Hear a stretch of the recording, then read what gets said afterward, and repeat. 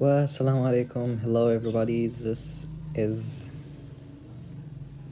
Ziad from the CUE, the first step in forming every or any habit. Today, we will be discussing a new interesting book, which is The Psychology of Money. We have stopped last video on page, on the mark right here.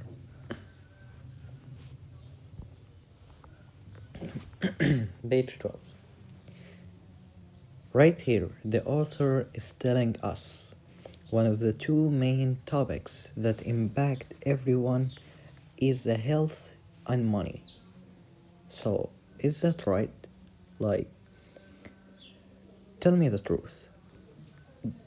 Every one of us is going through the money, or you can call it the monopoly game, with it, whether you realize it or not. So, you have to, if you are already playing the game, you have to play it right. That is how the author is thinking about this game we're currently in.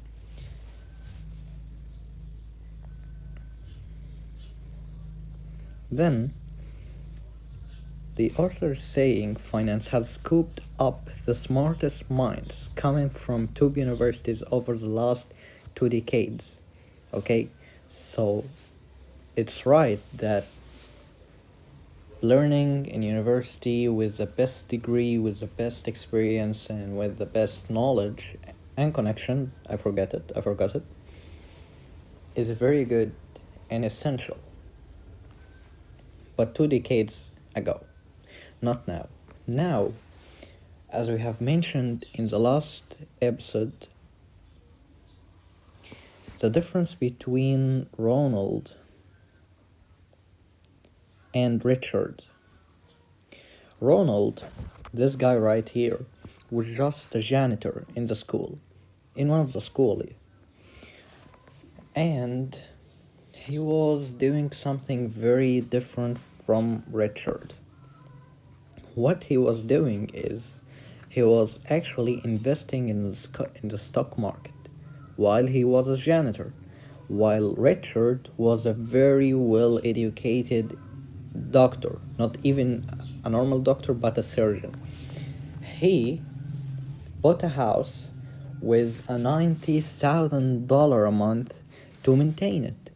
But after the 2008 crisis hit, what happened is this body here, you can call it, instead of Vescon, we can call it here Richard, went broke. He declared his bankruptcy. Whereas Ronald gained over $8 million. I don't know where is it right here, but that's it.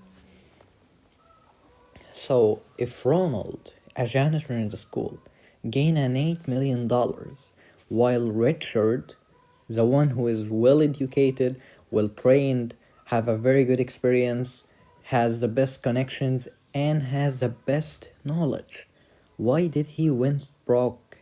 Why did he went bankruptcy? Why?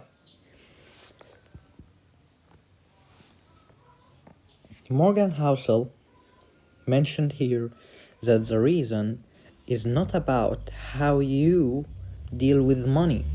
The problem is how you behave. The problem is not dealing with money more than it is with behaving.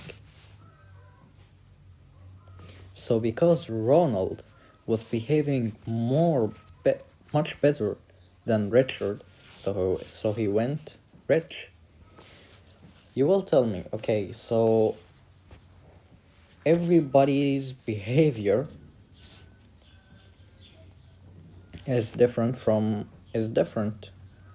So does that mean that not everybody's going to be a millionaire because of that? Yep, exactly. And that's why there are only around a couple of millions of people in the world who are millionaires, and less, maybe in thousands only, who are billionaires. That's why. That's the whole point. What this guy is telling us is that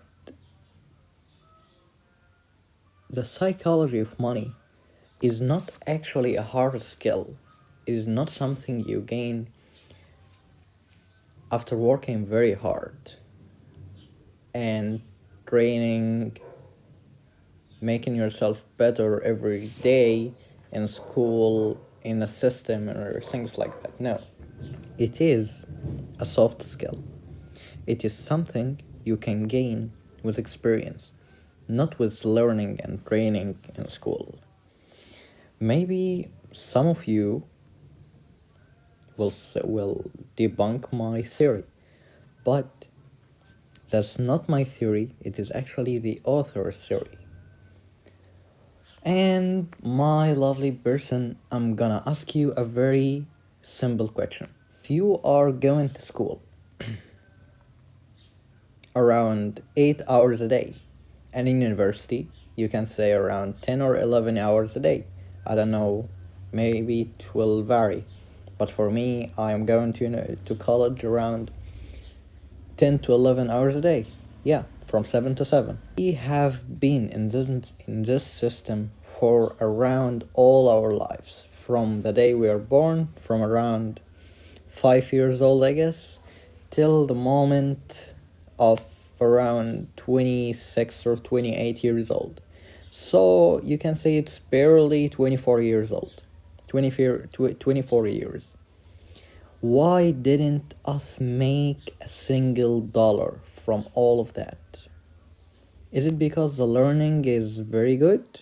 Is it because the learning is very fruitful? No. This means there's something wrong. Because studying for 24 years and then going out and you still can't make a single dollar, or maybe you can make but a little, there's a problem. This means this is not the right path to take. This is from my own perspective. And also from the writer perspective.